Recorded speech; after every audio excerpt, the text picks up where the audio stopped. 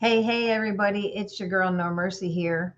It's Tuesday night, so you already know what time it is. It's time for No Punches Pulled with No Mercy. So, those of you that have been here before, you already know who I am. But those of you that are new, thanks for joining. My name is Brooke Milbrook, formerly known in the fight business as Brooke No Mercy Gierdorf. I am a retired professional boxer. I held the WBC lightweight title until I retired. I was inducted into the International Women's Boxing Hall of Fame last year. I have personally been through some good, some bad, and a lot of course, BS in the sport of women's boxing. Welcome to my platform. This is where we talk the talk and walk the walk. We will bring out the truth from behind the scenes in women's boxing. You will hear from pioneers of the sport, past boxers, current boxers, even future boxers and Hall of Famers. We'll be getting down and dirty and speaking the truth of what takes place in women's boxing. You definitely don't want to miss a single show, so please make sure you like, subscribe, and share because you don't want to miss every Tuesday night with me, No Mercy. Those of you that saw or have not saw, tonight's special guest is Sarah Savage French. She is now trained by my first professional coach, the notorious Sam Colonna, from the original Windy City Gym in Chicago. Unfortunately, Windy City is no longer, but he has his new gym, Sam Colonna Boxing and MMA. In her sixth pro fight, she defeated Shania, I'm not sure how you say it, Shayana Geist. We'll ask her how you say that when she comes in here. But for the ABF USA title, please welcome to the show, Sarah French. What's Hello. up, Sarah? Hey, how are you? I'm good. How are you? I'm good. Thank you for the opportunity to have me here tonight. Oh, absolutely. It's definitely a pleasure to have you. I obviously consider you a stable mate of mine, considering you now train with Sam. That's where it all started for me. So Sam is amazing. And I mean, I was when it was the gritty, nasty, stinky old Windy City gym. You can't get better than that. But yes, Sam is Sam, no matter where he's training. So that's awesome. I appreciate you coming on at late notice. Yeah. Oh, I'm glad to be here. Late notice, or not. This is Like fighting, right? You got to be ready. Right. Exactly. It's just like fighting. Yeah, you got to always be ready for that call or that message, right? There you go. All right. First, I always like to kind of rewind and take it back to the beginning. Tell us a little bit about your childhood and your upbringing and what makes you Sarah. So what makes Sarah Savage? Growing up, I wasn't really interested in academics. I was always just had my eye on extreme sports. I loved whether it was skateboarding, my first combat sport was karate, dirt biking, anything that was dangerous. And if the boys could do it, I wanted to do it better, right? So, Right. that was me growing up. I was always playing in the mud. I was always a tomboy. I grew up I had very loving parents that always believed in me and always let me do what I wanted to do with whatever I chose. My mom, if I wanted to wear, my hair down and a t-shirt and basketball shorts, and that's what I was gonna wear. They always let me be me, and let me be savage. So good upbringing, in lots of sports. My first love was skateboarding. I was a competitive skateboarder. Always placed first through third in any competition I did, and I was the only girl. So the boys didn't really like that too much. And I was one of the first females to ever be on the Warp Skate Park skate team in Woodstock, Illinois. Born and raised in a farm town, McHenry, Illinois. But yeah, that's kind of what makes me Savage and what makes me Sarah Savage. Yeah, awesome. Yeah, I mean, we're both from Illinois. I grew up in a small town, Salmonock, Illinois. Probably never even heard of it. It's out in the sticks in the suburbs, close to like Aurora. You probably know where that's at. Okay, yeah. Not too far from there. So yeah, real small town, but both coming from there, we kind of know how that small town girl the whole thing goes. I grew up with two older brothers, so I was always doing what they were doing. So we have similar childhoods there. Always wanted to do the sports and what anything I could get my hands on at the time. But yeah, if they did it, I wanted to do it better than my brothers. So that's Right. how that went. But yeah, no sisters, just older brothers. So the rough, tough lifestyle. That's how I grew up too. Yeah. Um, I actually have two sisters and a brother. I feel like my brother and I, he kind of showed me some extreme sports. I feel like my whole family, they liked to do things that were not the most normal. right. I know I remember like, growing up, and my brother would build like a little bike. Well, he would do rollerblades, and he built a little ramp, and I'm like, you know what? I'm gonna jump that with my bike, and I was like 5 years old. So I was always trying to keep up with him, and do those kind of things as well. Awesome. Yeah, awesome. I think that makes for well-rounded um, females as adults. When you can do a little bit of both, a little bit of both sides. You know the female side and you know the male side, and you kind of throw them all together and you get a good mix. That's how I look at it. I was a Yeah. big tomboy growing up, and now I mean, I consider myself a lady now. I don't know. I'm still both, but I can be both. Let's just put it that way. We can do both Right. sides. We can do whatever we need to do. So yes, before that, I was going to ask you about the skateboarding. You did the skateboarding, and you said typically it was just mostly guys, and obviously they didn't like that. No. Tell us a little bit about what you went through with having to compete with the boys. Sometimes competing with the boys, they would get upset because they're like, well, she placed because she's a girl. And no, I placed because I utilized the whole park. In skateboarding, you have to utilize the whole park. You can't just stay in one spot, right? Right, So they would get upset about that. I'm like, well, no, you didn't place because you stayed over on this side of the park, and I used the whole park in my run. right, I listened to, at the time, my first coach, skateboarding coach, Rob Mudert, awesome guy. He was like, you guys, he would always coach us. Utilize the whole park. Do a little bit of vert and street, which are two different. If you guys don't know what skateboarding lingo is, it's two different kinds of competition. He's like, utilize both. Be diverse. So when you're competing, you have to do that. You yeah, have to utilize everything around you. right, exactly. Yeah, you can't just stick to one thing. You got to show everything you can do in order to win. Yeah. Yeah, I agree. So from there, at the young age, I think you said you were about like 14, 15 or so, is when you kind of transitioned into finding boxing. So tell us a Yeah. little bit how and why you went to boxing. So how I found boxing is my mom would always be watching combat sports. And I would sit down with her. Every weekend there's always a fight on, and sometimes my parents would have their friends over and have like a fight party. Yeah, But I loved watching the fights, whether it was UFC or boxing. The first fight I ever watched was Mike Tyson versus Lennox Lewis when I was just a little kid, and I just loved it. I always fell in love with it. So I asked her, hey mom, I really like this sport. I think I'd be interested in, going to a gym or finding a gym. Can you help me find a gym? So she took me to a really well-known local gym at the time, and I started training. And 2 weeks into training, the coach there, who was my first coach at the time, came up to me and he said, hey, do you want to compete? And I was like, yeah, hell yeah, I want to compete. yeah, He's like, I mean, he didn't tell me right away, but later he's like, oh, you were a beast. He's like, yeah, we had to get you out there, we had to get you competing. So yeah. Yeah, short amount of time. I had the same scenario. They just kind of throw you in there with the lions and see how you do. But um, I'm grateful for it. I think it made me that much tougher going in with little experience and then jumping right in. So all kind of, right. yeah. I mean, it kind of it prepares you for the definitely prepares you for the pros when you're just thrown in there when you don't really know what you're doing, but Right. you're tough enough to handle what they're doing. So you just kind of figure it out.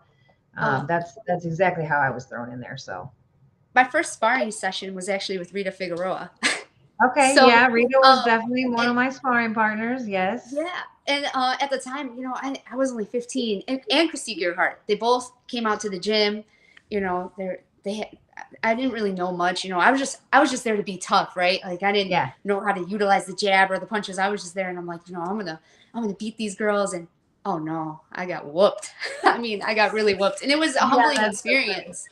Yeah, And it that's was so funny because the first time I think I started out at a gym in Aurora, a local gym, with Jesse Torres. He was also a fighter.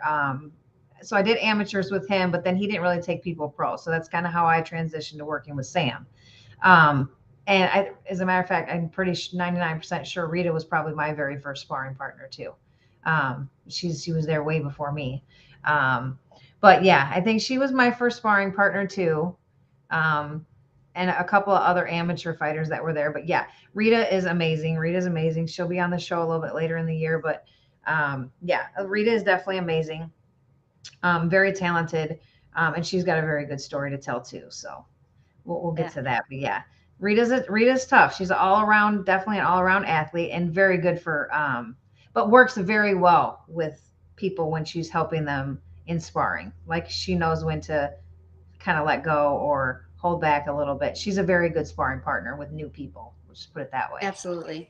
And an amazing Um, coach too. She's actually cornered me in a few of my amateur fights, yeah, which was an awesome experience as well. So just all around, somebody to look up to in um, Chicago boxing. yeah, definitely. Yeah, Chicago boxing. There's a few of us, but not too many females come to not too many females that I can name off the top of my head from Chicago. So the few of us that there are, we definitely got to stick together. That's for sure. Right.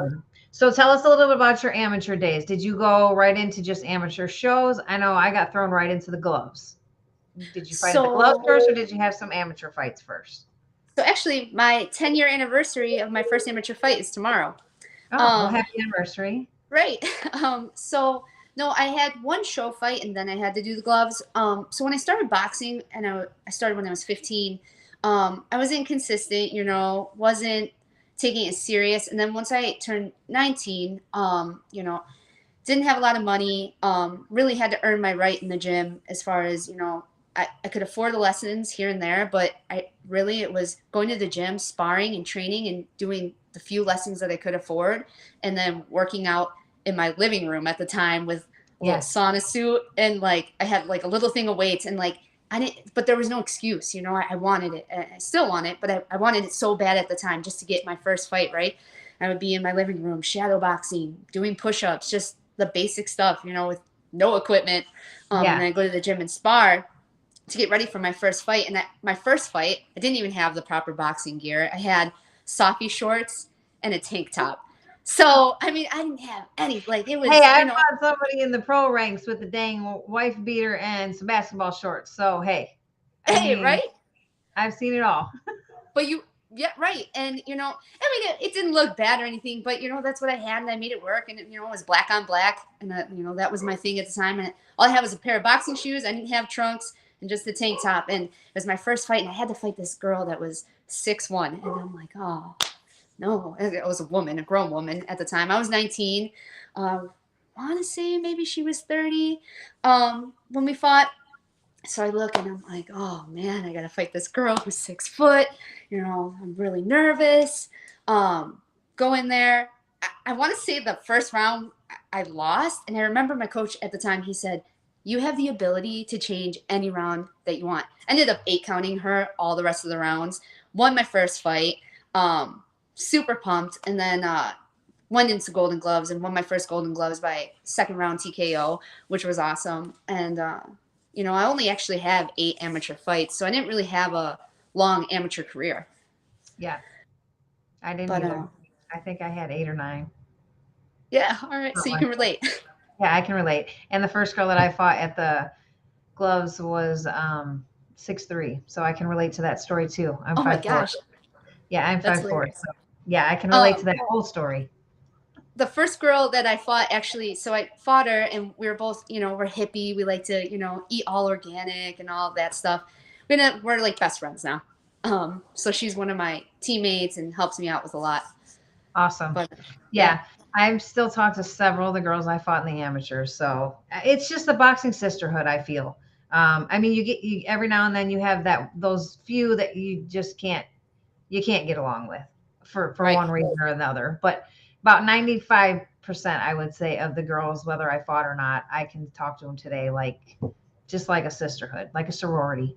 I think right. we all got to stick together. It's just that's just how women's boxing is. That's what you got to do. It is. We really do got to stick together. Yeah, for sure.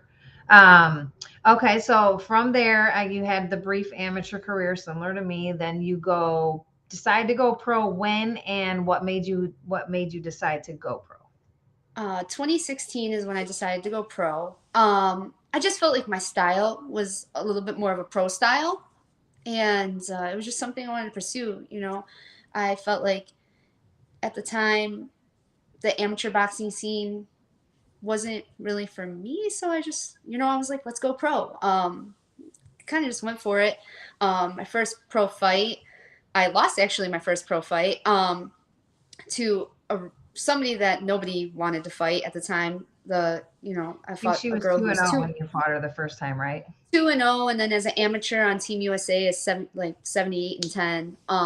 But ended up fighting, and it wasn't a very exciting fight. It wasn't anything special. But I just came up short, and it was a great experience. And I think it was one of those moments that it's either going to make or break you. And it was like, no, Yeah, I'm hungry, and like, here we go. I didn't fight. That was not a tune up, or what some people like to call.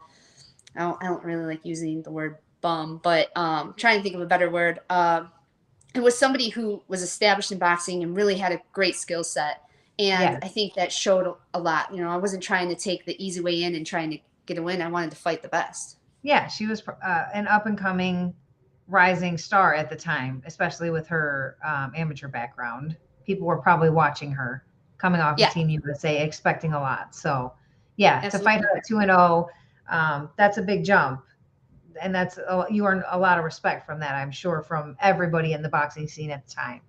Oh, Um, absolutely. yeah, absolutely. But after that, you did go 3-1, so you won your Yep. next three fights, and then you got the Yep. rematch in Yeah. 2018 for the ABF USA title. Yep. At Um, 154. yeah, and so at that fight, you and the fight that I watched, everybody seemed pretty upset with Yeah. that fight. So tell us about how you felt about I mean, obviously that everybody felt like you won the fight. It was a decision. Yeah. So Tell it me, was a tell us draw. a It little ended bit up being a about that. draw. It ended up being a draw, Um, yes. so, I was very consistent that year. I was on a 3-fight win streak. I just came off of a win against the African Olympian Edith Goki. So I was feeling very confident, in my best shape, staying busy, which we all like to stay busy, right? It's very Yeah, hard being in women's boxing, staying very active. So I was so pumped to have the rematch because, to be honest, in that first fight, I lost to myself. I yeah, think I let the 2-0 record get to me. And to be honest, in the first fight, there wasn't many punches that landed. There was just two that landed. And the second punch my nose did break. But after that, I didn't get hit, and I was starting to land my shots. I feel like if I had a little more time, I probably would have edged out in one. So I was like, yeah, I want my revenge. I want this yeah, fight. This is about me. This is about showing that first fight was a fluke. I yeah, lost against Sarah. Sarah didn't lose against that opponent. right. Um, so I came in some of the best shape. I started that. I had a 10-week camp, and 154 was very easy for me to make. I feel like that's the heaviest I ever would want to fight. I don't really have interest in fighting at 154 anymore, but I was like, I came in strong, walking around pretty much at weight. I was eating the day of weigh-ins, just felt like a champ, felt on top of the world. And I mean, I remember in the fight, I was just smiling, having fun, being me. That's me. That's the best me that you'll ever see in the ring. If I'm smiling and I'm moving and grooving, then you know that the fight is, I'm taking it. I'm taking the W. So at the fight went great. I mean, I thought I edged out every round. I backed her up. I had her on the ropes. They gave it a draw, and I don't know if it's because they didn't want that O to go. Sometimes we see that, but it is what it is. That was probably one of the fights I was most upset because I just put everything into that camp. I Yeah, sacrificed so much. yeah, yeah. I definitely feel you there. I did watch the fight, and I definitely think that you edged the decision. But I can tell you, I've been on the receiving end of that too many times, so I'm not surprised anymore. Oh, for I'm sure. definitely not surprised with how the judging goes, and that's nationwide. That's not just locally or anywhere else. I've watched several fights recently that I was really pissed when they read the decisions, because I know how it feels. You know how it feels Mm. when you put everything you have into a fight and then it gets taken away from you, not because you've lost the fight, but because of one. I mean, maybe where it was at. They're fighting in their like mine typically was I was fighting champions for their belts in their hometown, so everybody knows how Right. that goes. Mm-hmm. You might have had something similar. People they didn't want her to go because she was supposed to be this great fighter. We've all seen it. We've all experienced it. I don't think that will ever change. That's on men and women. It's not just on the women's side. Absolutely. So don't get me wrong there, but it's very frustrating to watch it happen, Mm-hmm. especially when you've lived it and you just see all that hard work go to waste, and you feel like it was like what was it like? It doesn't even feel like it was worth it at that point. I mean, obviously it was, and you keep moving forward, but briefly, for a brief amount of time, you're just stuck in your feelings because you're like, damn, like I didn't lose that shit. So, Yeah, right. That's exactly it. Yeah, yeah, I remember being so pissed off at the end of that fight that at the end when I saw the doctors like, ma'am, you have to calm down. Your heart rate is so high right now. And I'm like, I'm pissed. I mean, I just sacrificed so much. And yeah, when you're starting out in your career, you're not getting these huge payouts. I mean, what you no, put in, you're not getting back at all. no, Um, and it was everything combined. That was my moment to be like, hey, that first fight was a fluke. But yeah, my opponent did end up reaching out to me and say, hey, I know when I take an L and that was a loss. So yeah. you know whatever, doesn't give me my W back, but it at least that Yeah, was it signifies a little bit that she gave you enough respect to let you know that she knew what really happened. right. Most fighters would never do that. No. So kudos to her for that. That's for sure. And who knows? Maybe you'll get to fight her again. I Right. mean, I don't know. Is she still fighting? I'm not sure. I don't know. I haven't seen her names, so I don't. Maybe she's not fighting anymore. But you never know. Maybe Right. She's a little bit one day. older now, so I don't know if she's retired or. Yeah, I haven't heard the name in a while, so maybe she's not fighting. Maybe she's retired. But either way, still, at least you got the rematch with her, and everybody knows how it went. So, Right. but you did get to fight again for the ABF title in 2018 against, is it Sheehan Geist? Cheyenne Gist? Cheyenne Yes. Gist? Okay. Cheyenne She Gist, I was believe. Yeah. 4-0-2 at the hmm time. So tell us a little bit about that fight and how it felt finally winning your first title.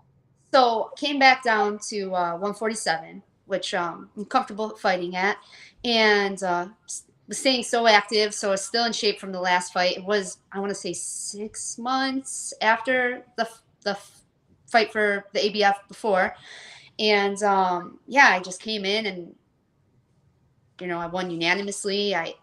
There was a moment where the ref broke his part, and I was like, oh, I almost got her out of there. It was a great fight. Um, Pretty sure she never fought after that again. And yeah, I got my belt back, so that was awesome to get. And at Yeah. 147, where I naturally feel strong, um, great moment. I had so many fans so many fans there to watch me, which made the moment even better. Yeah. Yeah. It's always nice when you can have your family and friends there because that doesn't happen often when you're traveling. That's for sure. Yeah, Especially depending on where it's at. They can't always make it. It's yeah, it's in your expensive hometown. enough. Yeah. Well, I know it's expensive enough is enough for us, let alone have asking family to fork out some money for traveling and hotel and food and all that good stuff. So it's always nice when you can have them there to watch you shine. That's for sure. Yeah.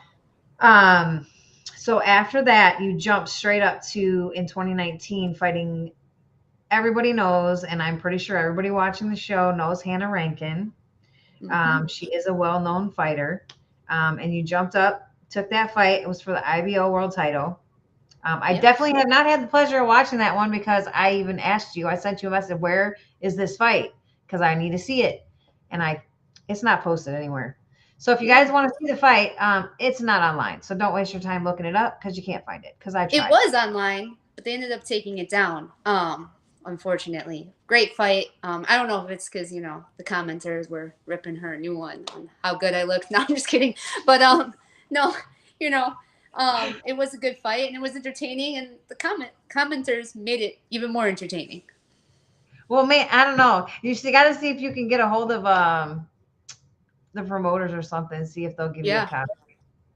You should Yeah, reach out to the actually, I promoter. did. I did get a hold of them, and they said it would be like this ridiculous amount of money in pounds, and I was like, that's not worth it.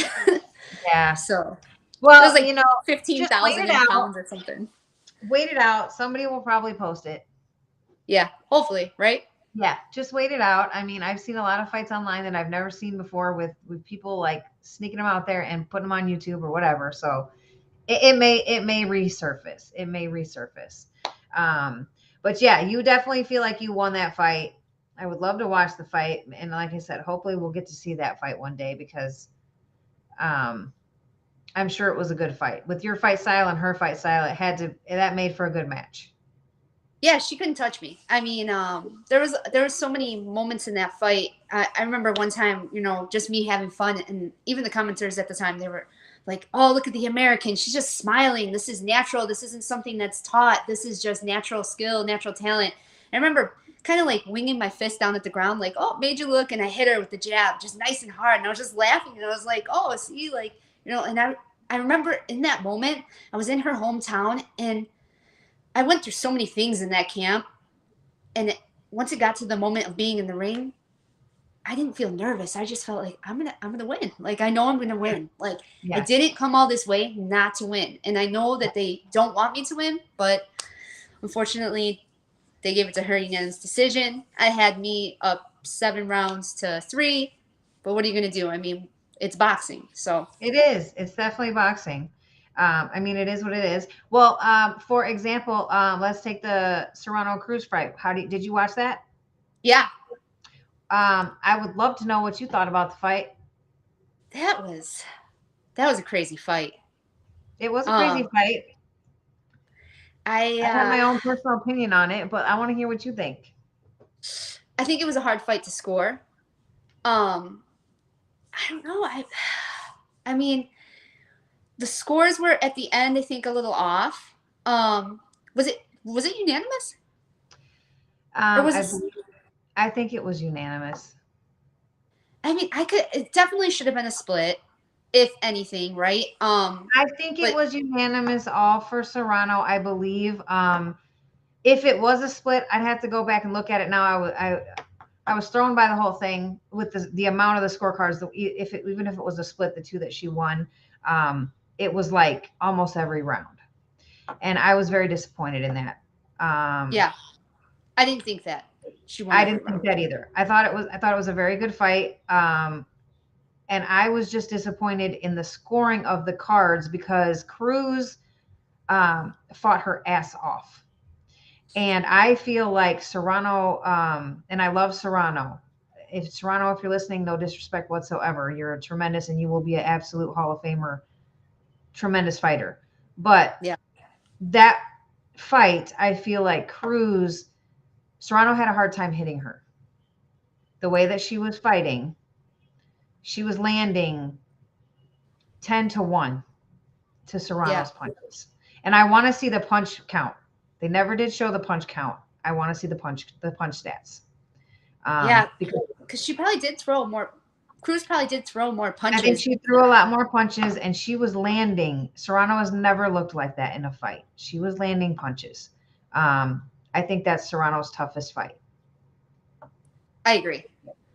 Um, and I just felt really bad for Cruz because regardless of the outcome, they already had the rematch with Taylor set. So there was absolutely no way in hell that they were going to let her lose that fight. No, Um, so I was just kind of a little disappointed with how it all came out for Cruz. But it yeah, was a great fight, and I am looking forward to watching the rematch with her and Katie. I think it's going to be. I think they're both going to be different fighters the I second do time too. around. I do too. So yeah, I'm looking forward to that, and seeing which one can one up the other, because it's going to be they're both going to come out completely different fighters. I don't think either one will look the same. No, and I think that Katie is that fighter that the second time you have to fight her, it's going to be different. She's going Yeah. to adapt because she already fought you before. I think she's going to Yeah. come out a little different. Yeah. So it's going to make for a really good rematch. Like you said with Cruz, they already had that plan, you know. Yeah. But we will see Cruz again. There's no way that We'll we won't. definitely see her again. Cruz is a tremendous fighter. We'll definitely see her again. And hopefully after the Taylor fight, her and Serrano can rematch, because Right. that's a fight I would pay to see. Right. I would absolutely love to see that rematch, because that was definitely fight of the year so far. Definitely Oh, fight of yeah. the year. For men and women, I think just in Men boxing. and women, 100% men and women, and I would 100% pay to see that rematch. That one could even be a trilogy. I mean, that's going to be go down as those two are going to be like, that's going to be like the matchup of the century. I mean, you're talking, um, both of them come from that kind of fighting style background, um, and it's just explosion action. So yeah, I can't wait. I really hope those two at least get a rematch, if not a trilogy, because that was exciting, definitely exciting. Um, so after that, now I know your next fight was in Hammond, Indiana, which I'm very familiar with because I fought in Hammond, Indiana. I fought Mary McGee in Indiana, and gave her first loss in Indiana. Yeah. So I'm very familiar with Hammond, Indiana, and Mary. Did you know that I was at that fight? I did not know that you were at that fight. Yeah, I was at your fight on February 8th, 2020. I came to support the all-female card. So I drove down with my dad, and my brother came with me, and we drove down, and we were actually ringside. So that was the first time I got to watch you fight live. Um, I didn't get to ever talk to you afterwards, but yeah, Tish was fighting on that card. Like, I had to come support Tish. I came to support Mary, of course, because it was her card. Um, that was the first time I got to watch Bridges fight in person. I mean, so many of them were there. Yeah. I didn't get to actually speak to a lot of them, but I was ringside, so I was there, and I did get to watch you fight there. So you did win that fight, um, unanimous decision, I believe. um, and I can't. Oh, Christina Berry. I was like, shoot, I'm stuck on who you were fighting. Yeah. Christina Berry. I thought you had a very good performance in that fight. Yeah. Yeah. Absolutely. Um, So yeah, that fight was kind of put together last minute. I want to say I found out about my opponent 5 days because we weren't sure if I was going to be on the card or if I was. But at the time, Tish and I met at a photo shoot. And that was the first time I ever met. I knew who she was. She is one of my role models, Letitia Robinson, my idol. Um, the first she's the first female champ of Chicago, correct? yeah, I believe she was champ. Yes, she was champion before Rita. Yeah. And then I believe after Tish was Rita, and then there was me, and then there was Jessica, Mm-hmm. and then now you. Yeah. So Letitia and I became really good friends for that, and I helped her with her camp. And I was actually the first female to ever spar with her, she said. So I saw her at the photo shoot. We were at Mary's gym, and Mary invited us to come, get some photos and exposure for our fights. Um, and we ended up becoming like really great friends. She would travel to my gym, I would travel to her gym, and it was just an awesome experience to be with like one of the greats, one of the Yeah, pioneers of boxing, and just get to train with her. We had a lot of fun. In the back, it was just me and her. We prayed together before our fights. It was just an amazing experience to have with somebody who's just one of the sweetest people you'll ever meet. yeah, Um, in the ring, yeah. Not in the ring, she's but definitely um, outside the ring. yeah, and it was just a really awesome experience to just get to become really good friends with her, and her and I, keep in touch all the time. So no, just an awesome person. That was the best part about that fight, Yeah, was getting working with to, Tish. yeah, just and have like a new Yeah, friend, a new stable mate. yeah. somebody new, somebody old, somebody new, something borrowed, something new. Yep. That saying. We have a couple comments I better get to before we keep going on. Night Gangsta 24, thanks for joining in. And I don't know if it's he or she, but they said that definitely had to be a tough fight against Hannah Rankin. I'm That's a sure. yeah, No, that's what yeah. they said. They had to be a tough fight against Hannah. I'm sure they didn't Yeah. see the fight probably. Actually, I felt like that was one of my easier fights. Believe it or not. Not because I'm not taking anything away from her skill. I just don't know if it was the whole camp and everything I had to go through to get to that point.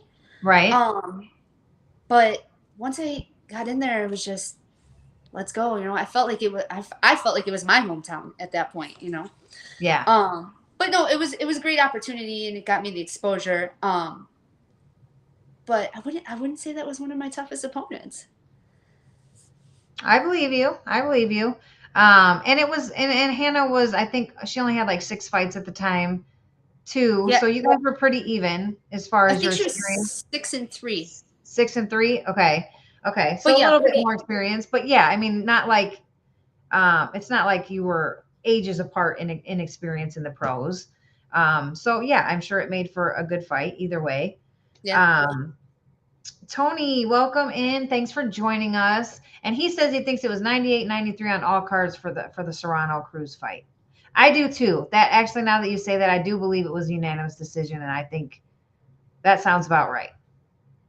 He Um, had uh Serrano up 98-93. yeah, he thinks that all 3 judges scored at 98-93 for Serrano. So Okay. basically, they gave 2 rounds or 3 rounds to Cruz.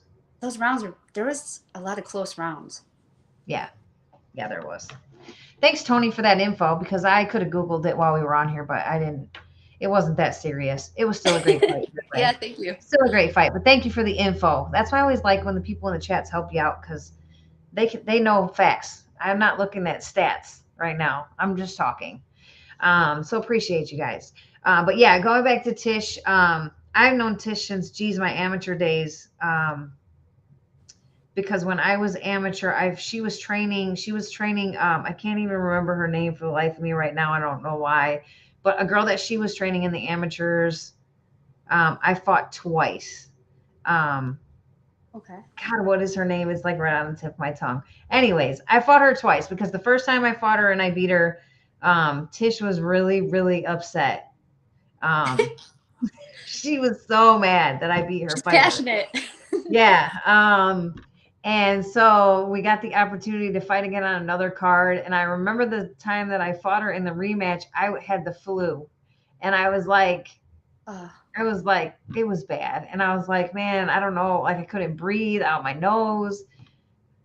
You know how it is when you're sick. And I was like, man, I don't know. And I'm like, well, I can't back out of this fight because I don't want to look like, So we went and fought, and I beat her. I beat her the second time, but I was definitely like throwing up after the fight was over oh, because I didn't have no wind. I couldn't breathe.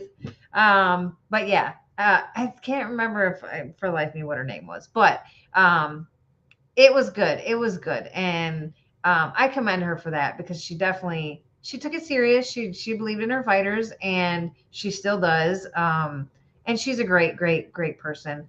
Um, it's funny because after I came to that fight of yours in Indiana, I started talking to Tish again after that, and she's like, "Oh, you got to come out of retirement. Like we gotta show up all these youngsters. Like we gotta the old school, like old school. We gotta come out and show them what the old school's all about." And man, I thought about it. I definitely thought about it at the time. I was contemplating it. And then I got pregnant not too long after that with my youngest.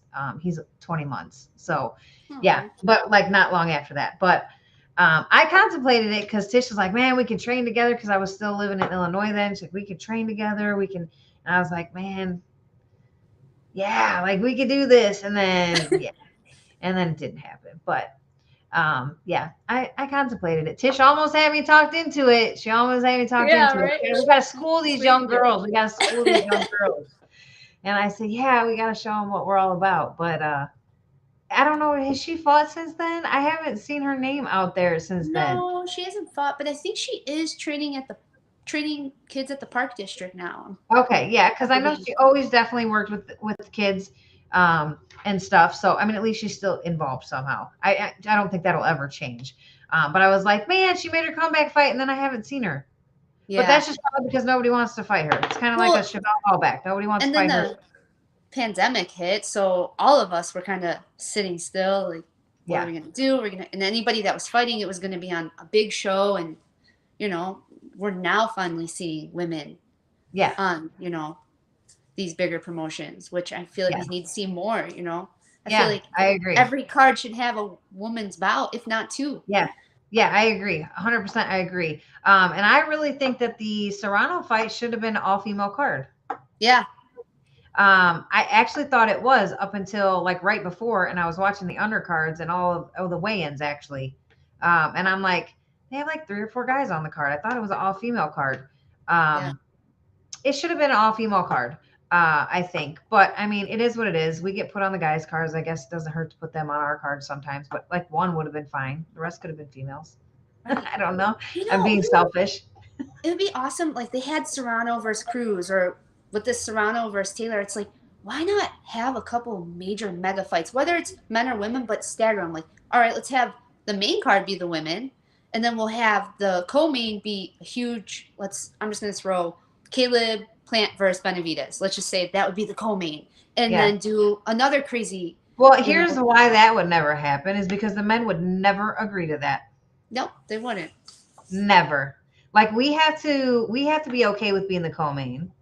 Like for Mhm. years, actually, If we get to be the actually, co-main, actually for years we couldn't even be the co-main. We were like the cards before the cards. yeah, the Um, prelims. even our title fights were Hmm. not even on the cards. I fought televised. I want to say two or three times, and one was on the Best Damn Sports Show when I fought in California. It was an all females card. That's where I met Chevelle Hall back in California, and Terry Blair and Kalisha West. I met so many people at that fight card. It was an all female card. So that one, and then the title fight rematch with Mia St. John in Mexico, of course, was televised because it was in Mexico. Right. It was Mia St. John, but we were the co-main. We were not the main event. And then I think the Olivia Grula in Canada fight was televised in Canada. I don't think it was televised in the States though. And actually, the Alicia Ashley fight in New York, I think, was streamed, but it wasn't televised. So a few times, but I was only the main of. I don't even know. I think I was only the main event once, maybe twice, but co-main it once or twice. But yeah, usually we didn't even get that. So we're making a little bit of progress. When I We're fought making. Rankin, I got the main event. But when I fought Cheyenne for the belt here in my hometown, it was the only title fight on the card, and we were like the fourth fight. Yeah. And I had so many people in, and after my fight, the whole place just cleared out. It was like almost empty. Yeah. So I was like, why not Isn't make that stupid? why not make it the main event? Yeah, it's dumb. I know that when I was in the heat of my career, I wanted to fight overseas so bad, like every single fight, because one, they were making not like the men make, but a little bit more money Mm-hmm. than we were making, and they got the exposure and the respect over there. Yeah. I wanted to fight Ina Menzer so bad. I tried to fight her so many times. Her and oh, I can't think of her name right now. It'll come to me later. But there's another one over there that held the belts for a long time. But I tried to fight them so many times, but they declined. But I mean, it is what it is. But yeah, that's just because over there they were getting the respect, they were getting the card time. They were getting main or co-main. They were making a little more money. They were always televised over there, and it's famous over there. I can tell you, out of all my fights, the one where I felt like a celebrity was in Mexico, and it's surprising because it was the Mia St. John fight. Obviously, it was the rematch because she felt like she was robbed the first time when she fought me when I was 3-0, and she won the rematch in Mexico. But boxing over there is like you have to drink water to survive. I mean, everybody loves boxing over there. Yeah. And I was there for a week and a half before because we had to do like, the pre-fight workout, the public workout. We had to do the press conferences, like after press conference. We had to do, like we went to a local hospital for the WBC charity cares. And we did signings and took pictures with the kids. I mean, we did a lot of stuff while I was there. But I couldn't leave the hotel room without people bombarding me to go eat or to go. I wanted to go like shop at the little markets, and that's the only time in my entire career that I actually felt like I was somebody. And the guys feel like that every day. I mean, I could walk Mhm. around locally and one or two people might recognize you. I mean, Right. over there, I mean, everybody wanted photos, everybody wanted autographs. It's just because they care so much about the sport and they respect the athletes so much, um, that I think everybody wants to fight over there. And that's why all the fights today, most of the big fights are overseas somewhere Yeah, because I mean, we're starting to make more money here, but the money over there is phenomenal compared to here. I mean, absolutely. but we're still making strides. We're making good strides. I can't say we're not growing. Yeah. Um, so after that fight that I watched you fight at, um, you did, I think that's when you made your career change and you decided to switch coaches and start working Mhm. with Sam. So Yep. tell us a little about the career change, why you wanted to change it up and make the move, and why'd you pick Sam? So Sam's gym has always been my happy place. Before he was even my coach, I numerous fights I've spent my birthday there just to train, and it's always just been my happy place. That was where the girls went on Sunday to spar, and I saw how how amazing of a person Sam is. He's Yeah. just a really amazing person. The things he does for people around him, and he doesn't talk about it or anything. He just does so much for all the fighters at the gym. Yeah. And whether or not they're going to be a superstar, he doesn't care. He's just he's almost like a dad to all of us. Yeah. And so I was training there, and um, I did a lot of my camp for the Christina Berry fight there, and he helped me with a lot of my sparring. He's the one who got me on the card for the Honda Civic um, Center, and I just, I felt like that was the place I wanted to make a home, and I did, and now it's just blown up into something even more amazing than I thought it was going to be. I host classes there. I started a fight team with an amazing group of people. Some really talented young adults that I can't wait until they're going to have their first Golden Gloves this year. It's the 100-year anniversary. I Yep. know that someone, it, not someone, one of them are going to end up being a champion, if not all of them, in Golden Gloves. So I'm really excited for that.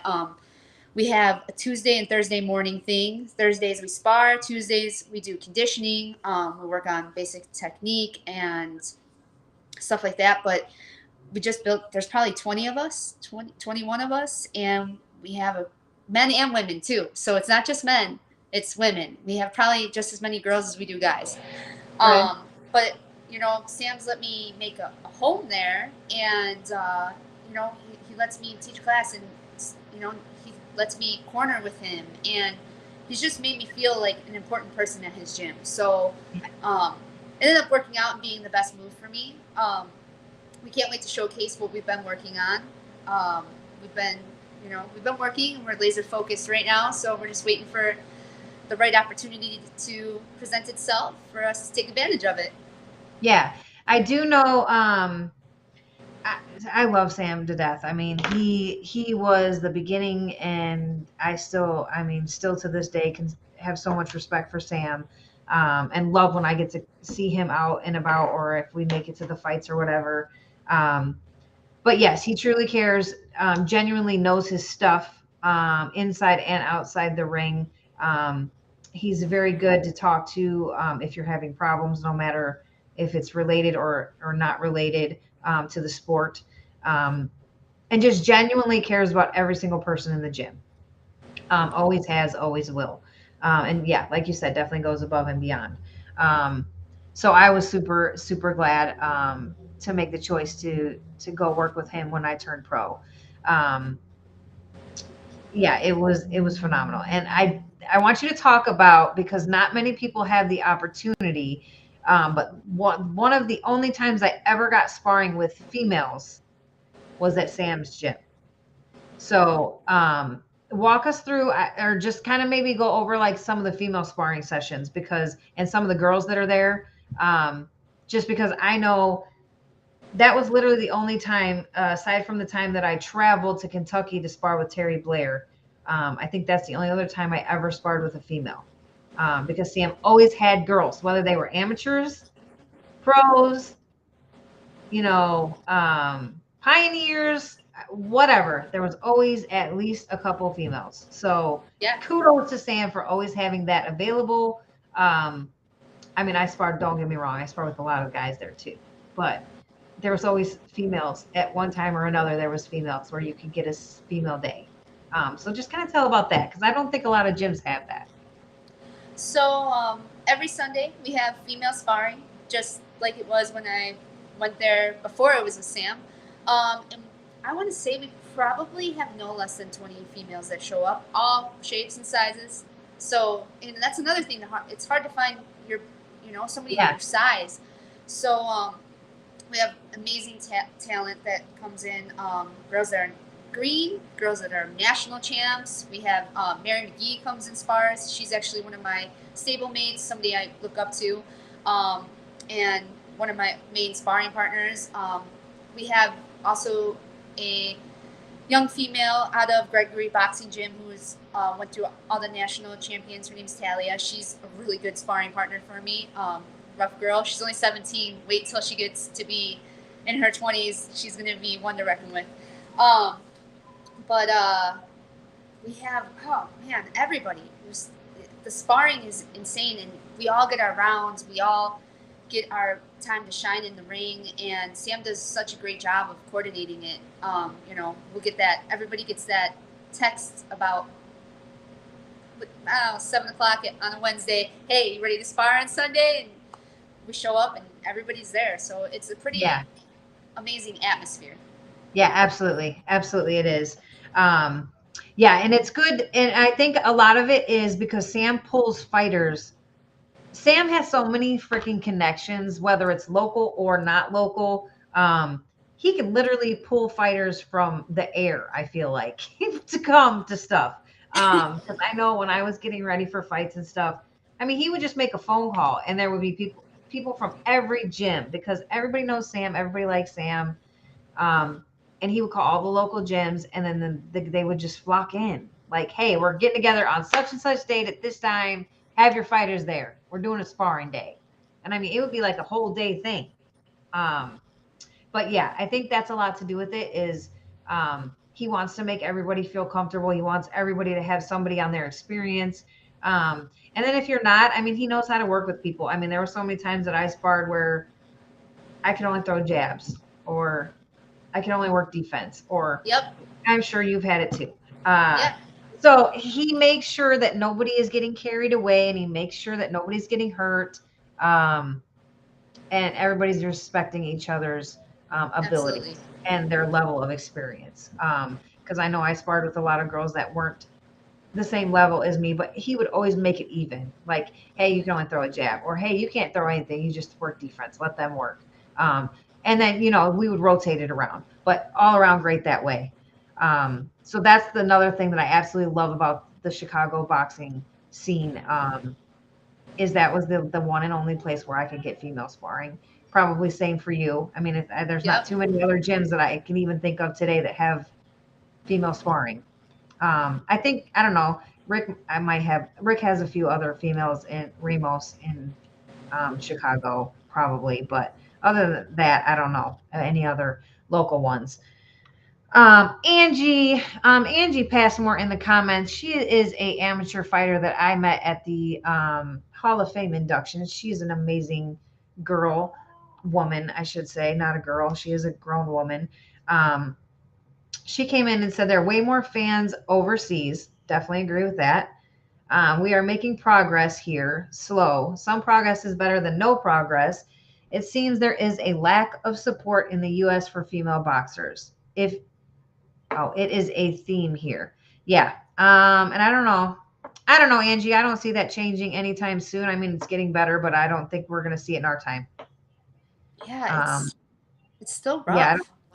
I don't know. I don't think that's going to. Oh, Angie, you know I love you, girl.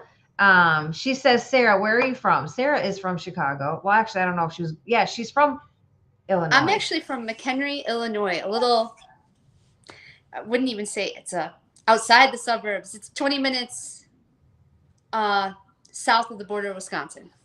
Yeah, So, little farm town, born and raised.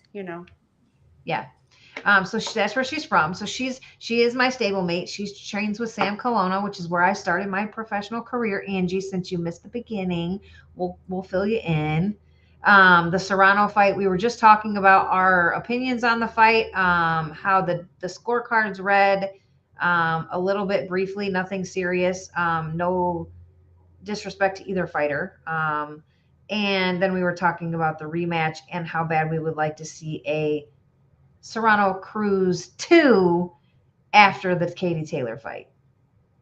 Yeah, you were in Cali with the all girl amateur tournament that I was watching on Facebook Live. Speaking of, Girls Just Wanna Box is in the building. Are you familiar with the Girls Just Wanna Box? Yeah, I'm pretty sure I follow the Instagram. They have an Instagram, Okay. right? Okay, Yeah. yes. If you don't, make sure you check them out. Yes, they. She said that is great to have. We offer female sparring for all gyms in our local area every last Sunday of the month. So important to have other females to spar with. Yes, it is. Yeah. Yes, it is. I'm sorry. Girls Just Wanna Backs is in Canada. Um, Angie, which ones? The all female tournament. I was watching it live on Facebook. Um, it was in Cali, right?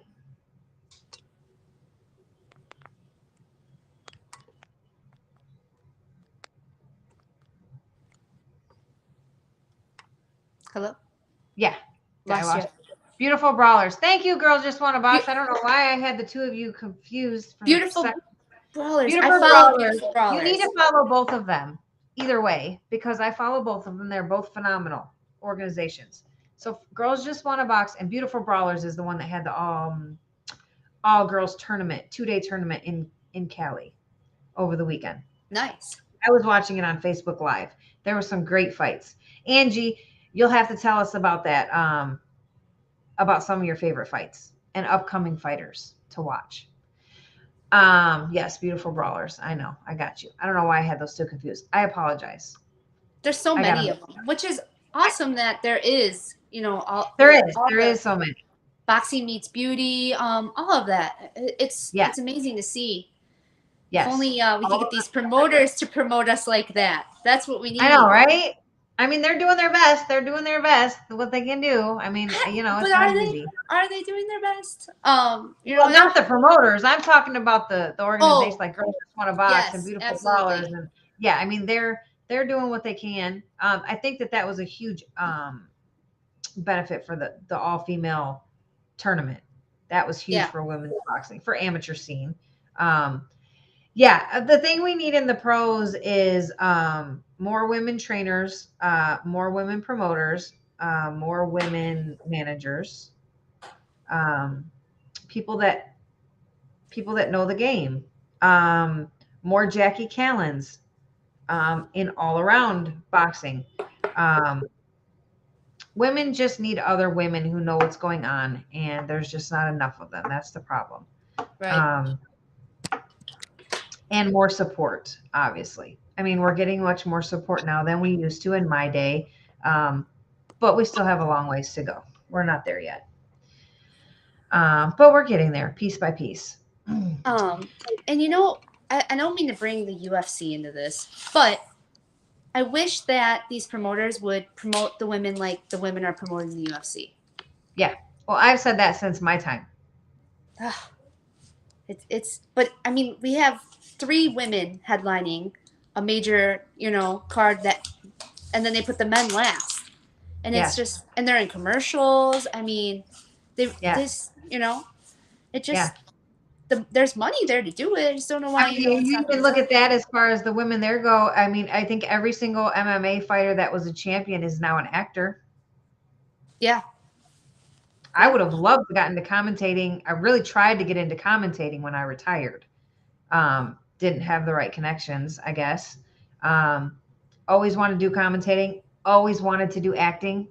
Um, every UFC female fighter that I know is in movies, um, or done some kind of commentating or something.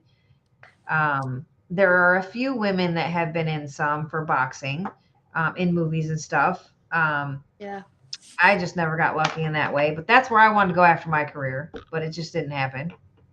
I think what I'm trying to think of her name, and sorry if I butcher it. Lucia Riker. She was in Million Dollar You're right. Baby. She was. Anne Wolf was in one of like the Gladiator movies. I can't think of the name of it. One of the Gladiator movies. Um, I can't think of any. I can't think off the top of my head of any other female boxers that were in movies. But I mean, if you look at the MMA scene, literally Yeah. every one of them is in movies Right. and still in movies. So yeah, and I mean, women are starting to be able to commentate a little bit more now. I have seen some commentating by women. But that's what I really went for when I retired was commentating, which I would hope would have led me to at least one role. But it is what it is. Right. Um, but yeah, it's starting to grow in that aspect too. I mean, women are starting to get a little more exposure. But yeah, we could do with a whole lot more commercials and sponsors and uh, Sponsorship too. I mean, we have Modelo and everything. These women are getting all the sponsorship. yeah, PFL Angie. Yeah, PFL is a good one too. Yeah, Yeah.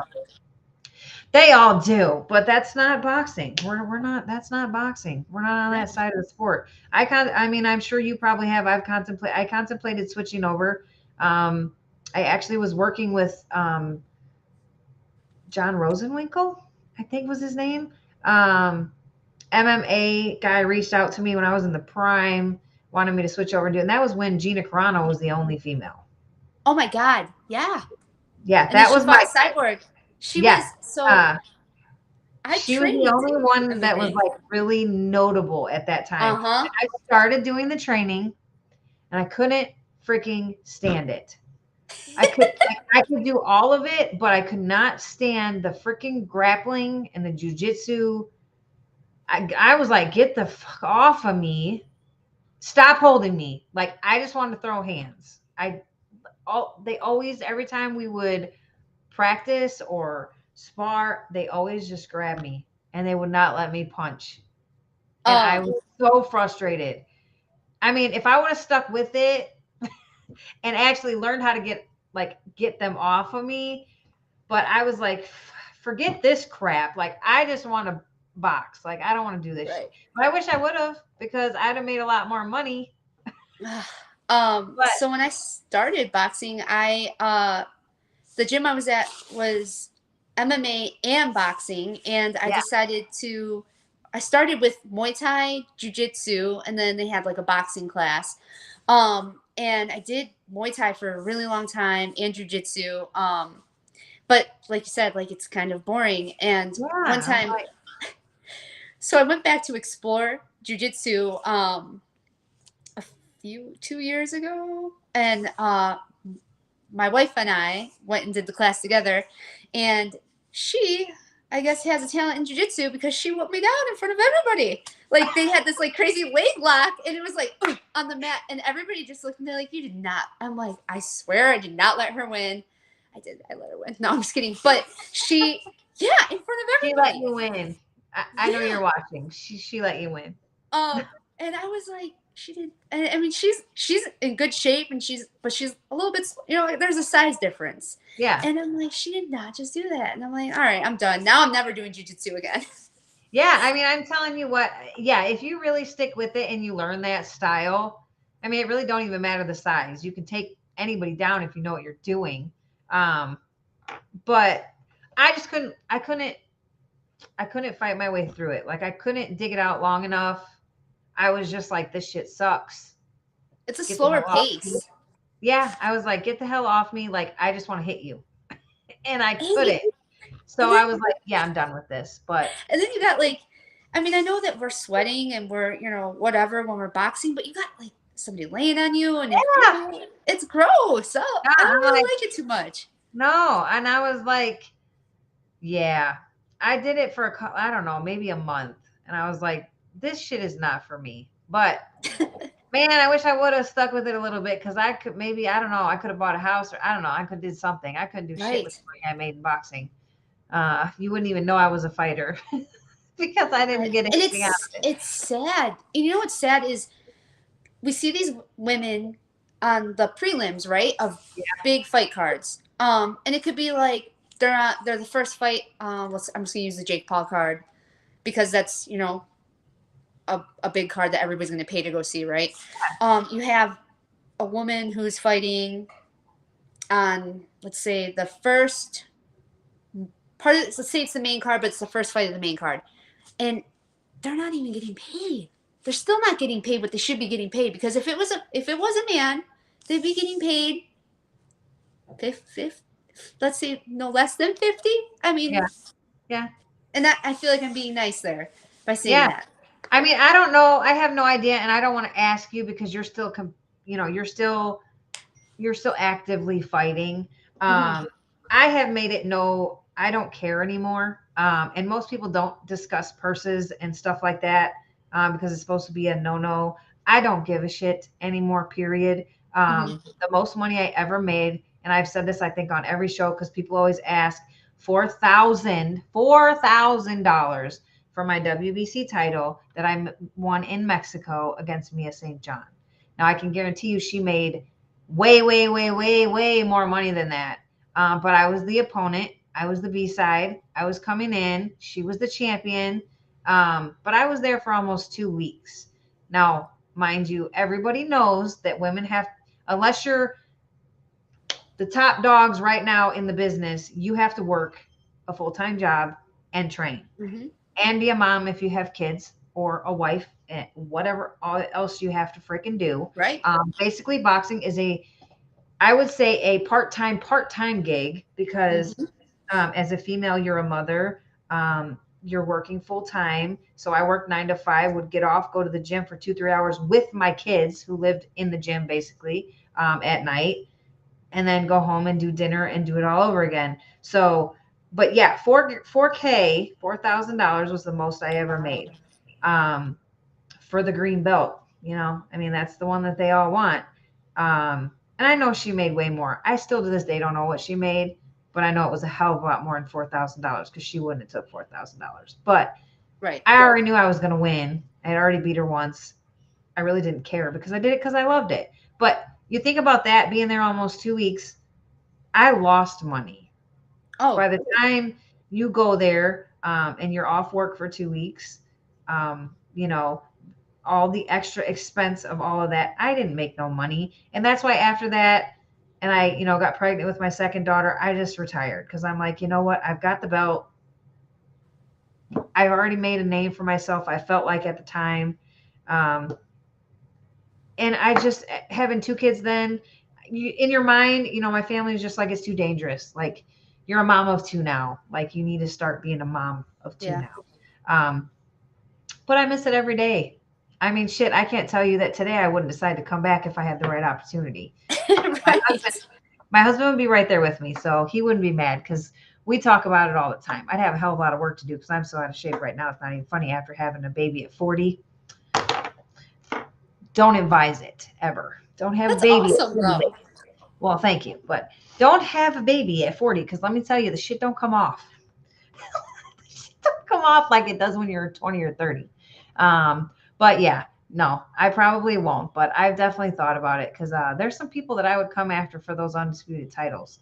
Problem with it is you'd have to work your way up. You couldn't just go in and get that big fight. Yeah. Like you'd have to get your name back out there. You'd have to have 2, 3, 4 tune-up fights. I don't have time for all that stuff. I'm gonna be 42 this year. I would need it like now. And when you say you would have to have a couple of tune-up fights, Yeah. right? Some of these now, Well, I never I'm got tune-up fights. I don't know about you, but I never got tune-up fights. and I don't want to say that I don't want to say any of my it. on my Yeah, resume. I don't they think got I tuna had fights. tune-up fights. No. And I think that's rare for the boxers right now. Yeah.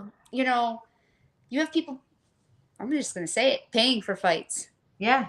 And how crazy would it be to go to your employer and say, hey, or not, someone you're not employed by, hey, can I put you on my resume? I'll pay you to put you on my resume. But just to say, like, I did this. And it's like, Yeah. what? Like, that's one thing I've promised myself. And I know it's very common. And I feel like it is even more common right now is people are paying for their fights.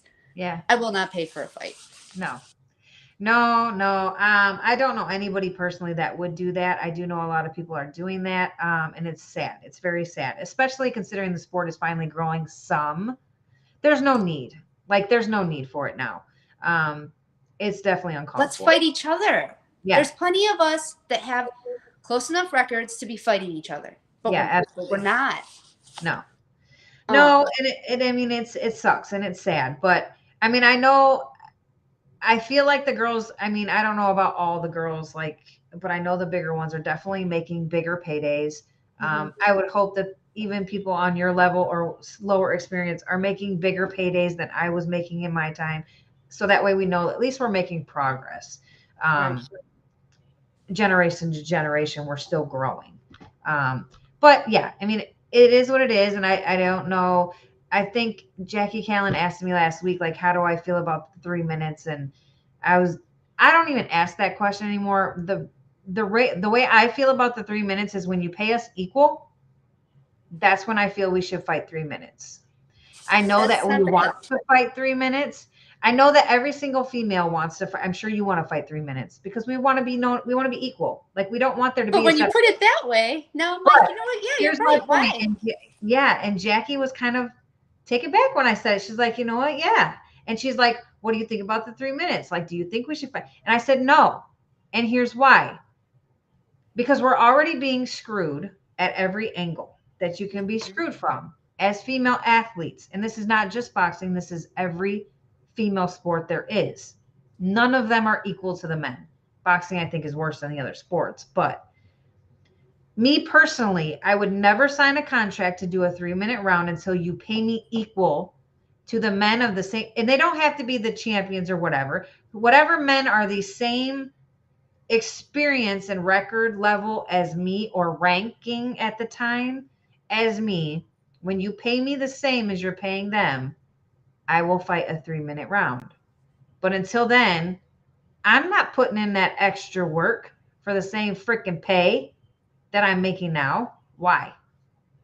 Right. Why? Pay me equal and then we can do a 3 minute round. Until I then, you like can, that. yeah. That's just how I feel about the scenario. And it's how I've always felt. And that's even when I was fighting and people would ask me about 3 minutes. I would say, absolutely not. I already trained 3 minutes with 30 seconds in between. That's how I trained. Mm-hmm. I could easily do the 3 minute rounds.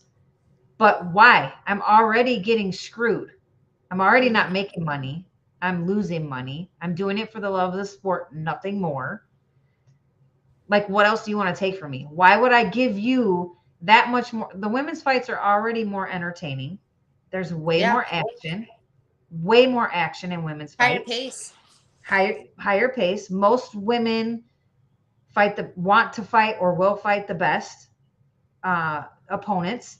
You know, there's still some, but most of the women want to fight the best women out there, and they try to get those fights. Most, Right. I can't say all, because there's still some that don't.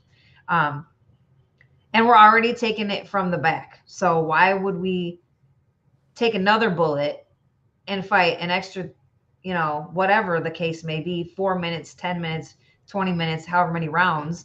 Why would I put in that much more work for no benefit if I'm not benefiting from it? Right. Show me the money first, then we can talk about adding in more time. Because I don't know. I just don't think it's worth it. I mean, that's my personal opinion. People probably don't agree. Some people don't agree with that. They just want to be equal. But I'm not doing it for nothing. I'm already doing it for nothing. Right. I'm already fighting what I'm fighting for nothing. So you got to make And it worth it. like you said, we take time from our jobs. Yeah, You you know, take time from I work. work a full-time job. Yeah, and I mean, I have always my whole career had at least one child. I I mean, I can remember, I mean, everybody at the gym helped me with my first daughter, my husband, everybody that was there. We just took turns. I mean, there was a photo of me in a local Chicago paper. Somebody that was in, I don't even, they weren't even like doing an interview on me, I don't think at the time. But I got out of the sparring because she needed a bottle and handed her the bottle with my gloves on, and that was the photo they put in the paper. Like it was a Spanish paper, so I don't remember what it said because I couldn't read it.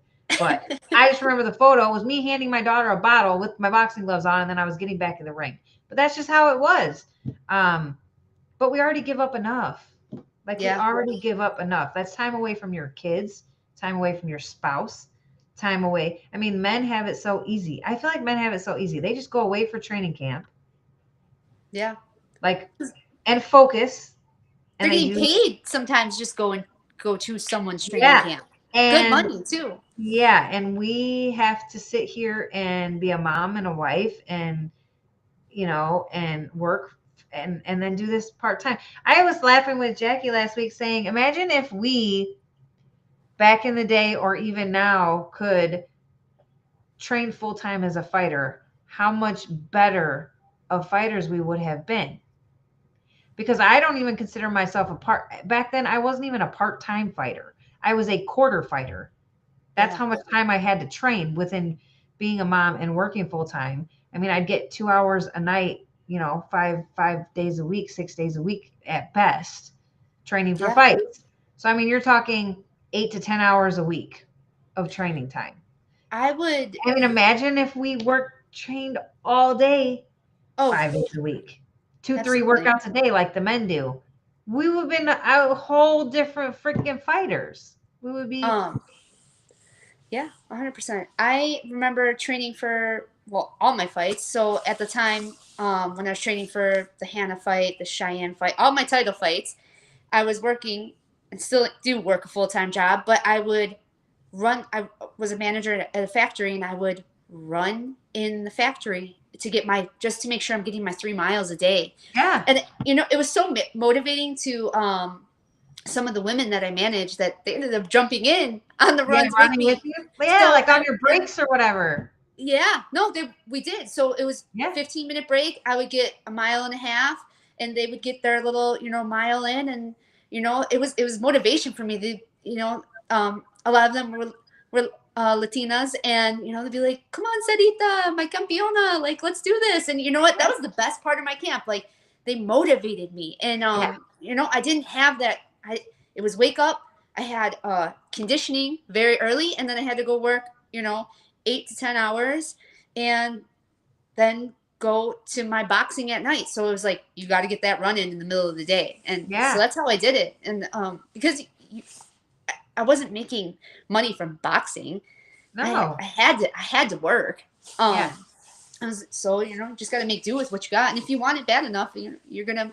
Yeah, I That's what mean, you're you gonna find do. the time and I mean, it was enough for me at the time, obviously. I mean, I think it did okay. So, I mean, it was enough. But I just like sit there and you like look back and you're like, imagine what kind of fighters we could have been if Hmm. we had the luxury of training full training camps full time like the men do. Like we Getting a would be, good night rest, like getting a. we would I be mean, beasts. yeah. Yeah.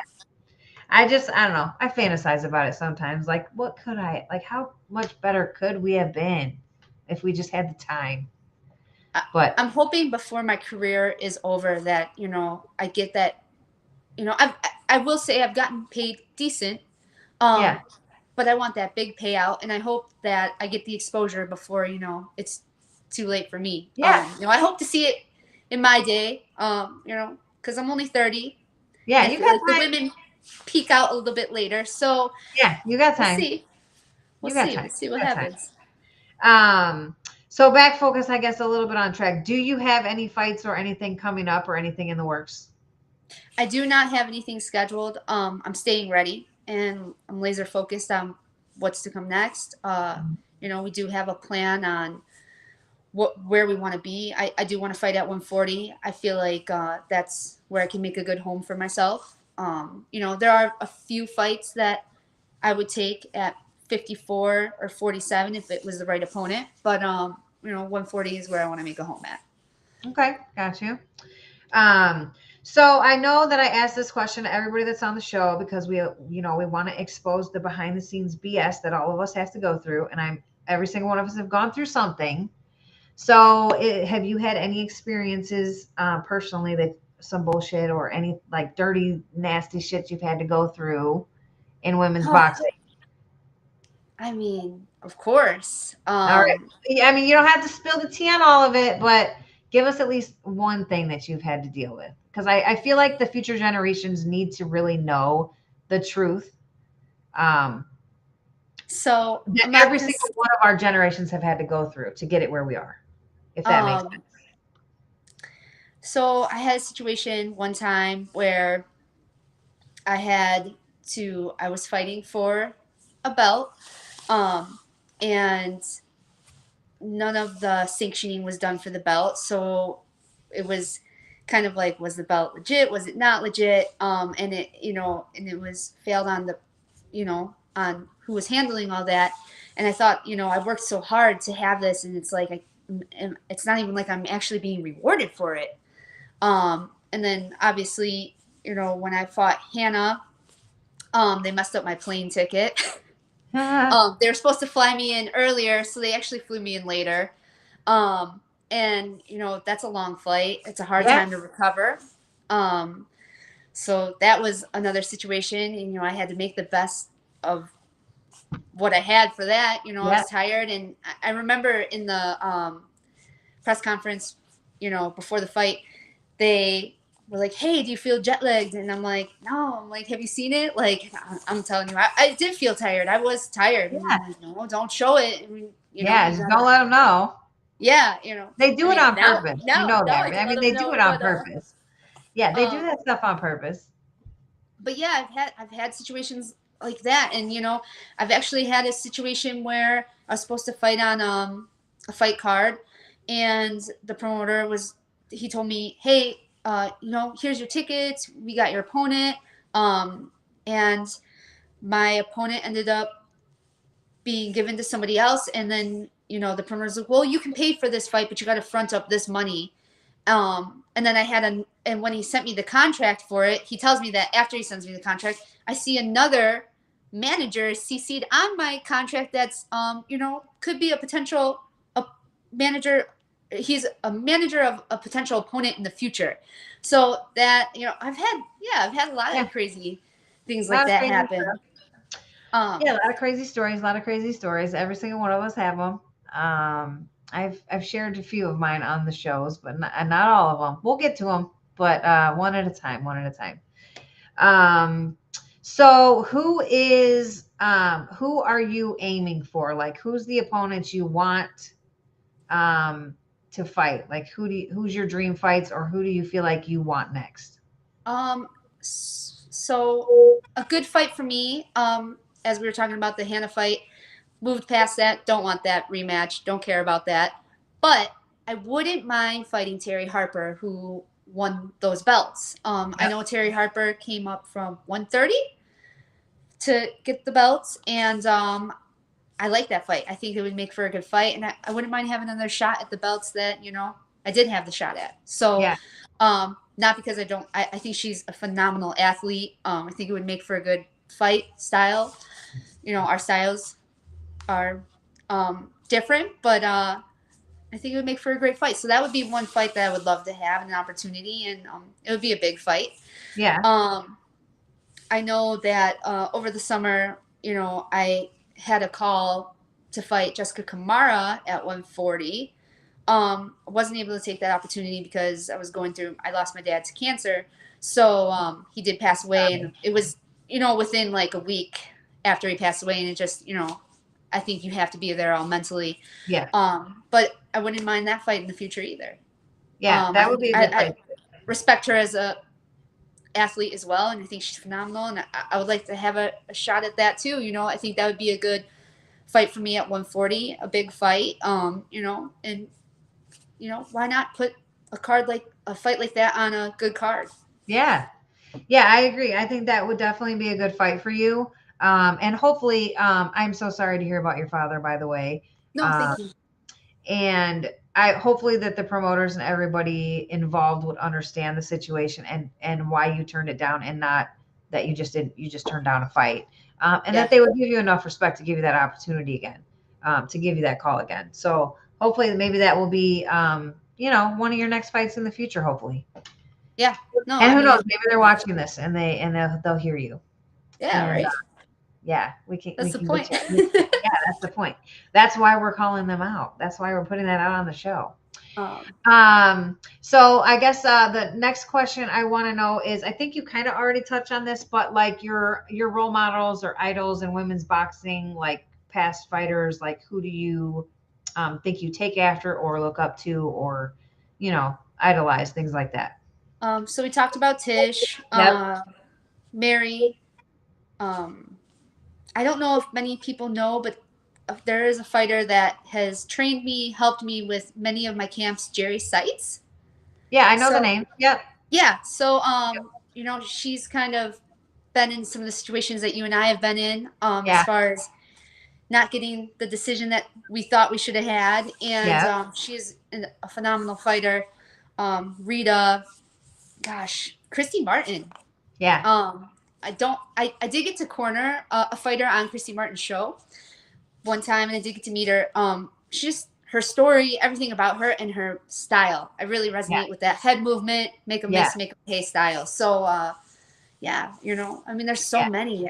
I could Yeah, literally there's go so all many. day. I mean, you could literally go on and on all day with names of females, but good list there, and all great women. I had the pleasure of meeting Christy Martin at the inductions, and she will be on the show later on this year too.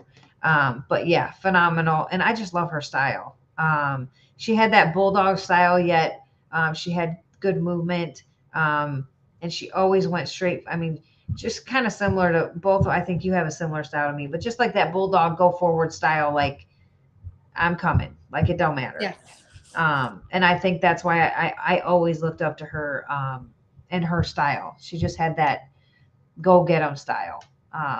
So yeah, absolutely, definitely earned everything she has gotten in this sport for sure. yeah. Before I guess we get to the ending question that I have for you, is there anything that I missed that you want to talk about before we get to the end of the show? Oh, not that I can think off the top of my head. Okay. We covered I always some like to good ask that topics. though, because I have had somebody was like, "Damn, I wish we would have talked about that." And said, "Okay, well, let me make sure I ask. Is there something that you wanted to talk about that we didn't get to?" Um, but if nothing you can think of, I guess then that's good. I guess I think I just try to touch on everything, but sometimes we get to rambling and I forget to ask something or whatever. But I always like to give the opportunity to make sure we didn't miss anything. Yeah. Um, so then I guess the last question I have for you will be the same as I always ask everybody. What is the ending message that you would like to give to all the up and coming young females that want to, get into boxing or want to fight, become champions? What's the message that you would like to give to them? Oh wow. Um, you know, be you. Don't. I feel like that's important in anything you do. Is you gotta show who you really are. Don't be anybody that you're not. And be true to yourself. I feel like that's a message that I could give any athlete. Like always be true to yourself, and you know persist on trying to accomplish that goal. Like don't think that you can't do it. Because anything that you put your mind to, you really can accomplish. And I tell my team that all the time. At the end of our practices, we all put our hands in and we say, "Who's the best boxer? I am. Who's the best Yeah, boxer? I am." Like you have to believe that. You have to believe that you're the best. And don't let all the outside noise get to you. Because everybody's going to talk, and I feel like just keep your keep that vision, keep your why, keep your vision, and accomplish what you were set out to do. absolutely, absolutely, totally agree with that. Well, again, I want to thank you for coming on the show. I feel like we definitely touched on a little bit of everything. We know who you want to fight next, so hopefully they're listening and we can get those fights for you, and get you back out there soon. It was a pleasure talking with you and finally getting to sit down with you and talk to you. like I said, I watched your fight in 2020, and I've known that you've been working with Sam, and obviously that you were from Illinois. So I try to follow all the Yeah, Illinois fighters. Um, so it was nice to actually be able to talk to you, and I appreciate you taking the time to come on the show. Um, and I hope a lot of your people were watching and got some good info. absolutely. And thank you for having me, and thank you for paving the way for us women, and setting this up so that we can have somewhere to speak and voice, how we feel about women's boxing, and just to kind of let people know a little bit about ourselves. Yeah, I mean, I definitely appreciate that. I definitely, I mean, I'll always have a love for boxing, and especially female boxing. And I always will follow female boxing. And, I always wanted to open my own gym. And there's so much stuff that I wanted to do, but everybody knows everything costs money, and you got to have the connections. And, the stuff just didn't pan out the way I wanted to.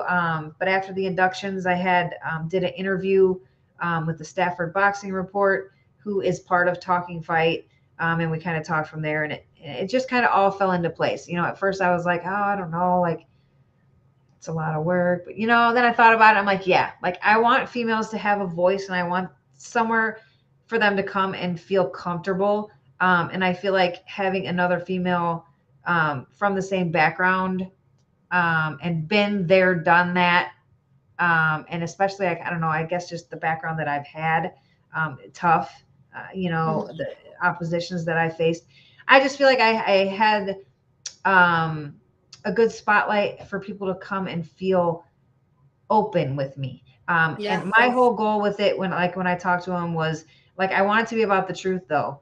Like, I want people to know everything that we have come, like all of the past generations to the future generations, everything that we have all come together and done and gone through to pave the way each generation. I kind of feel like I'm saddened a little bit because I feel like the generation of today is kind of lost. I wouldn't say lost respect for the past generations and the pioneers, but have kind of forgotten in the spotlight that they're in right now, that there were so many before that literally put a yeah, piece of brick down on that road all the way from decades and decades and decades ago to where it is today. I know when I fought, I used to always like pay respects to past fighters. I always talked about past fighters, and I kind of feel like that's sort of losing its path. So that's kind of why I really want to jump on this. And I hope that eventually we start growing enough that everybody starts buzzing about it, and everybody comes in and starts watching and learning, because everybody's story is different. Everybody's story yeah, is unique. You can learn so much from some of these women, um, and they're so inspiring. Yours too. I mean, everybody's stories are so inspiring and so special, and they're so informative. Like yeah, like all the people that want to fight, you can learn so much from all of these fighters. And I've been lucky yeah, enough that a lot of these girls are like, for you, I'll do the interview. I mean, I'm booked all the way out till April of next year. That's how far I'm booked out. Um, and I'm blessed and honored that these girls would, do that for me, because of the position of, my past with boxing, and my history. Um, but there's so much that people have to look forward to on here, um, and so many great stories. But I just feel like I want to give the future girls like lessons and stories and people to really see what we've all gone through to get it to where it is today. Because I know, like, a lot of the girls today probably feel like, oh, well, I did that. Well, we didn't have the Olympics, and we didn't have the exposure, and we didn't yeah, have the paydays, and we didn't have none of this shit that there is today. And it was worse before my generation. But I just kind of feel like it was losing its spark of respect for the past generations, which is what really made me decide to do it. Um, yeah, and hopefully it starts growing enough that people will start listening and learning and remembering, I guess, everybody yeah, that put a little piece of that puzzle together to get it where it is today. Like, I don't want people to be forgotten. That's really right. where my passion came from. So I appreciate you coming on, and I'm hopefully we continue to grow and we get more viewers, and um, everybody just comes together in that sisterhood that we are, and we just all work together. Absolutely. I love hearing everybody's story personally. So like I'm super excited every week. Like, oh my God, like I'm gonna learn something new that I didn't know about such and such, or it's exciting. Um, and I work hard on it. I put a lot of time and effort into every week. I mean, I write it all out, I type it all out, and I don't know. I put my time in. So I think we've got some great shows. And I did have somebody comment today and say they were so excited to see that I have a current fighter coming on. Oh, Because that's I awesome. mean, you're only my eighth show, so we're still new, my eighth episode.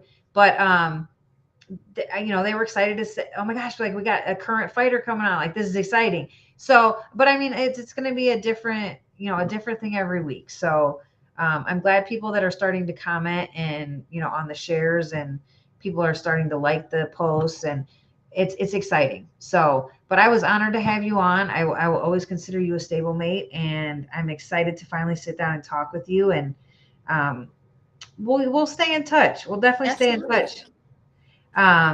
All right. So, like I said, I will have Eric pull you backstage. If you'd like to stay, you can. I'll be out in just a minute. Otherwise, if you got to run, I totally understand, and we can talk later. But if you're still there when I get out, we can talk about how it went.